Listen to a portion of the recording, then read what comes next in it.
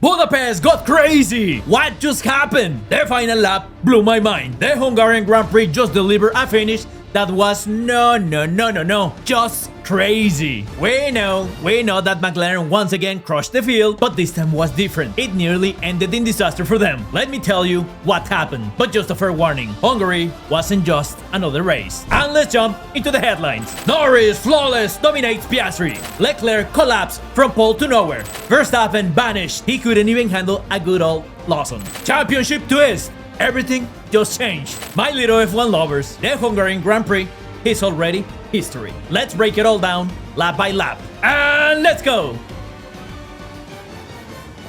Just a quick reminder of the track characteristics. The track is 2.7 miles long, it has 70 laps, or a total race distance for 190 miles. Remember, we have 2 DRS zones for overtakes. Let's have a look at the starting grid. From the pit lane, we had Yuki Tsunoda, followed by Albon, Hülkenberg Ocon, Gasly Antonelli, Colapinto Sainz, Hamilton Berman, Hadjar Lawson, Verstappen Bortoleto, Stroll Alonso, Russell Norris, Piastri and Leclerc in the first row. Most of the drivers started on mediums, except Sainz, Albon and Hülkenberg. They picked the red compound, then Hamilton and Gasly start on hards. It's lights out and Leclerc gets a solid launch. Defense to the right to block Piastri. Then Norris tried to take advantage of this. He tries to go after Piastri, however, he ends up losing 2 positions to Russell and Alonso. A little further back, we had Hamilton who lost 2 positions and Max Verstappen who drops behind Liam Lawson. Lap number 2, DRS enabled. The entire field is packed tight. Everyone knows in the opening laps, you either break away or get stuck in the train. Lap 3, Norris fights back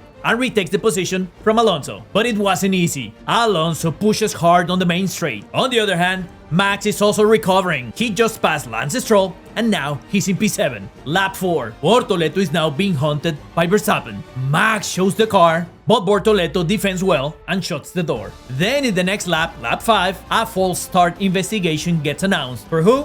For Bortoleto. Lap 6, another announcement for a false start, but this time is for Nico Hülkenberg. By the way, Nico Hülkenberg is the first one to dive into the pits. He switches from softs to mediums. Lap 7, Norris sets the fastest lap and now he's closing on Russell.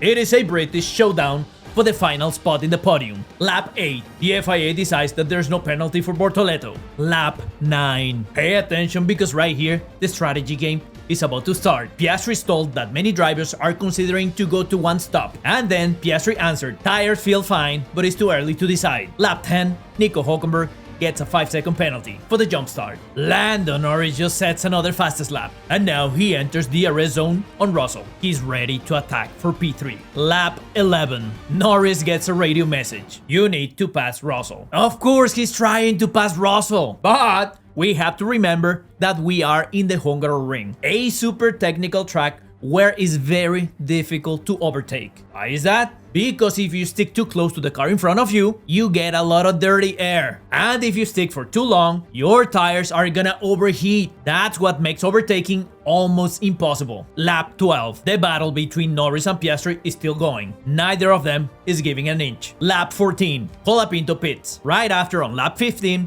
Ocon and Albon also pit. Lap 16, Norris had pulled away from Russell for a while, of course to cool down his tires, but now he's back on striking distance. His race engineer suggests over the radio to go wide on turn 2, but Norris replies, turn 2 isn't the problem, it's the last 3 corners. And this time, Norris is totally right. The tighter you exit from the final sector, the better sure you're gonna have at overtaking on the main straight. Lap 18, Max pits. It's a clean stop, he goes from mediums to hards. Piastri is told over the radio that he has to pit, and he agrees right away. The pit stop was super quick. On lap 19, Piastri is just ahead of Bortoleto, but right behind Fernando Alonso. By the way, Piastri switched to hards. The question here is, will he pass Alonso quickly? I doubt it. In that same lap, Leclerc gets called in. Another flawless stop. Then Russell follows, and both switch from mediums to hards. Lap 20. Leclerc comes out just ahead of Piastri. The gap is just over a second. Lap 21. Leclerc, who was just behind Alonso, overtakes him at the end of the main straight. Clean move onto turn 1. Lap 22. Piastri now lines up Alonso with DRS, and right on the main straight, he says bye-bye Alonso. The race is just getting crazier and crazier. Norris is leading the race, followed by Leclerc, Piastri, and Alonso. On the same lap, we see Antonelli that pits and drops to P18, but Colapinto breezes past him. Of course, Antonelli drops even further. Lap 23, very important one. Our radio to Norris says that they're extending to Plan A or Plan D. What's Plan D? No clue, but Plan A surely is the one pit stop strategy. Is Norris gonna be able to execute this strategy? Lap 24. Verstappen overtakes Gasly on turn number 2. Just on the outside, barely had enough space, but he makes it work. Verstappen now sits on P12, right behind his nemesis, Lewis Hamilton. Lap 25. Russell is closing on Alonso. If Russell gets stuck too long behind Alonso, this could benefit Norris. By the time Norris pits, he might rejoin ahead of Russell. That would be a fantastic overcut strategy. Lap 26. Russell finally gets Alonso on the main straight, clean DRS pass. At this point, Verstappen is just right behind Hamilton. They're fighting for P11, which isn't even a points-paying position. Just as a reminder, Hamilton hasn't stopped yet, which means his tires are pretty worn. Lap 28. Norris at this point is leading the race with over 6 seconds on Leclerc, but he's lapping a second slower than the rest. He's doing 122 low, while Leclerc is in the low 121. And this is the radio that changes everything. We hear over Lando's radio that they are committing to one stop strategy on hards, and Norris replies, why not? It is clear to me at this point that Norris is going for the victory. If he follows the same strategy as Piastri, there's no way he's gonna get a victory. He might even have a hard time to get to the podium. So it is the right call for Norris, unless he cannot execute on this. Lap 29, Leclerc sounds panicked on the radio. We're losing the race, we're wasting time. That's what he said. Meanwhile, Verstappen goes for Hamilton. He dives right on him, and Verstappen, committed to his style, he doesn't shy away. He almost crashes on Hamilton. Hamilton, being smart, he goes off track. Luckily for him, nothing happened to his car. At least nothing we can see. Lap 31. Replay shows Max pulling off a magnificent overtake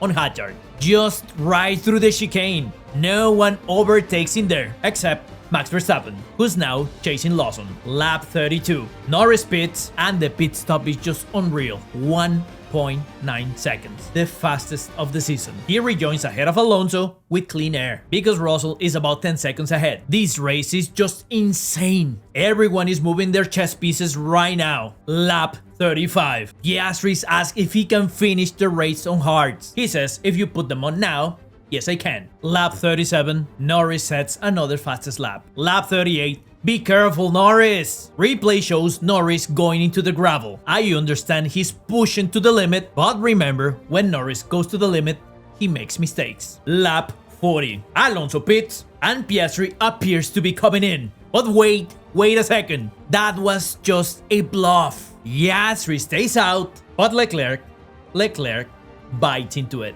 He fell right into the trap. In lap 41, we hear Piastri's radio. Now, you should have clean air. Looks like the bluff worked. They tricked Ferrari into getting Leclerc out of the way. Lap 42. FIA announces that they'll decide after the race whether Max Verstappen will be penalized or not for forcing Hamilton off track. Lap 43. Finally, Hamilton pits. Russell follows soon after. Lap 45. Now the front of the race is getting spicy. Piastri is leading the race with 27 laps on hards. In the other hand, Norris is chasing with 14 lap all hards. The gap at this moment is about 8 seconds. Who's gonna risk it all? Who's gonna go for a one pit stop? Piastri or Norris? However, in lap 46, we see Piastri pitting. Another flawless stop. Now Norris retakes the lead. I feel bad for Leclerc at this point. He's stuck battling these two monsters. But honestly, McLaren's fight isn't with Leclerc. Piastri makes it clear that he's going for Norris, and Leclerc is just caught in the crossfire. Lap 48. Onboard shows Leclerc counter-steering aggressively. He's pushing the car to the limits. He knows at this point that maybe the victory is gone, but he wants to stay in the podium. Lap 49. Berman retires. Earlier in the race, he reported that his car was broken, and he had no grip. Lap 50. Piastri is now all over Leclerc. Lap 51. Down the main straight, and guess what? Leclerc puts up zero resistance. With DRS, Leclerc breezes past and takes the position. Like we said before, the fight wasn't against Leclerc. The fight is McLaren versus McLaren, Piastri versus Norris. Who's gonna win? Lap 52. Something is wrong with Leclerc. His pace has completely collapsed. Did the car break? He was dominating the pace earlier. Now he's lapping on 122 evens, while Piastri is in the mids 119. Leclerc with this pace might not even make it to the podium. The car is undrivable pretty much. He was questioning the team. Why did he listen to him? He said, if we make it to the podium, it's gonna be a miracle. He said, you need to start listening to me when I give you solutions. He was pretty upset. Lap 57. We see how Russell is closing on Leclerc. It's just a matter of time. Lap 59. Russell now has DRS on Leclerc. I cannot believe it. From pole position to losing the podium? How did they get there? I mean, Russell still has to overtake him. Lap 51. What a battle at the front. Piastri is within 3 seconds of Norris, but there's only 10 laps remaining. Meanwhile, Leclerc and Russell are still fighting for that position, and things got wild. Russell on the main straight goes for Leclerc, but Leclerc just manages to shut the door. As expected, Russell gets on the radio, and he reports that Leclerc moved on the braking, but he tries again on lap 62, right on the main straight with DRS enabled. Bye-bye Leclerc. But this time, let me tell you, Leclerc did move under braking. A little dirty to be honest, but at this point Leclerc had nothing to lose. That's all he had to defend his position. Russell still manages to get the job done, but of course he reports it again. Lap 63. Norris says that the traffic is gonna ruin his race. Lap 65. Here we go.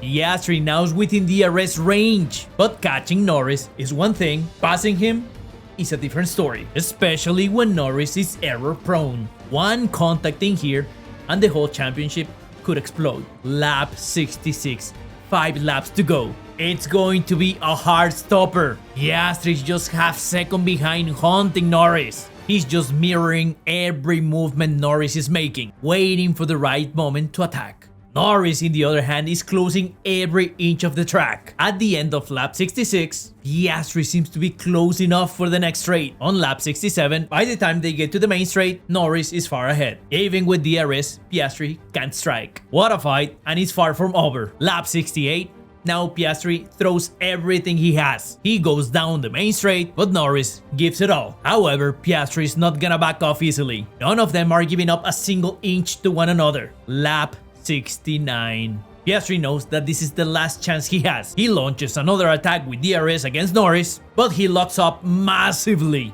He was so close, very close, to take out Norris. This was almost a disaster. Team radios light up immediately. Lap 70. Piastri tries one last time, but he's too far away. Still, he keeps pressure until the last corner, but Norris crosses the finish line first, just a little over half a second ahead of Piastri. This was a masterpiece. This was war. This was a breathless finale. And with these results, we have a lot of changes in the championship. So let's take a look at the results, the championship overview, and a brief conclusion. In the podium, we had Norris, Piastri, and Russell. Soon after, we had Leclerc, Alonso, Bortoleto, Stroll, Lawson, Verstappen, and Antonelli. And from P11 to 20, we have Hadjar, Hamilton, Hockenberg, Sainz, Albon, Ocon, Tsunoda, Colapinto, Gasly, and Berman, who retired. The changes in the championship are as follows. Bortoleto just got 8 points, and he moved from P19 to P17 in the championship. Alonso got 10 points, and with that he moved up 4 positions. From P15, now he's P11.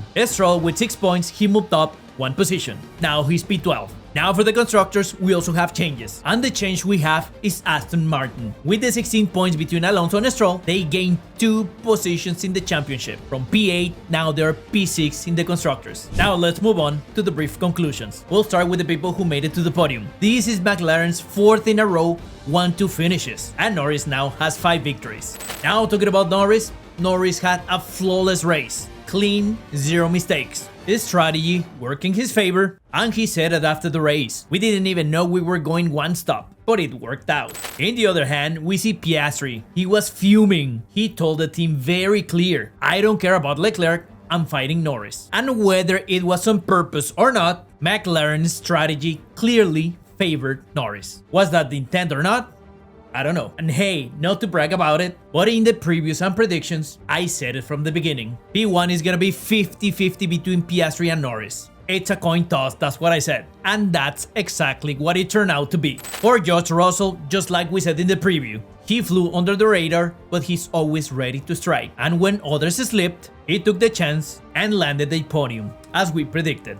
But we have to talk about 2 more drivers. Max Verstappen, total disaster. Couldn't do anything. He was stuck in P9 and he was never able to overtake Lawson. Verstappen frustrated and nowhere to go. Now we have to talk about the biggest loser of the weekend. And I don't mean it in a bad way. Charles Leclerc. I really don't know what happened after he switched to hards. Right around lap 40. His pace just vanished, and on the radio he was just furious, yelling at the team. You need to listen to me, I gave you solutions. But honestly, I don't know what else Ferrari could have done. Once you lose the pace, there's nothing you can do. Anyways, these were my conclusions. I have to stop right here, otherwise I'll keep talking and talking and talking. Please enjoy the 3 weeks break, unless you want me to make a half-season summary or even a live. Just please let me know in the comments. My dear F1 lovers, I have to say goodbye, and I'll see you on the next one.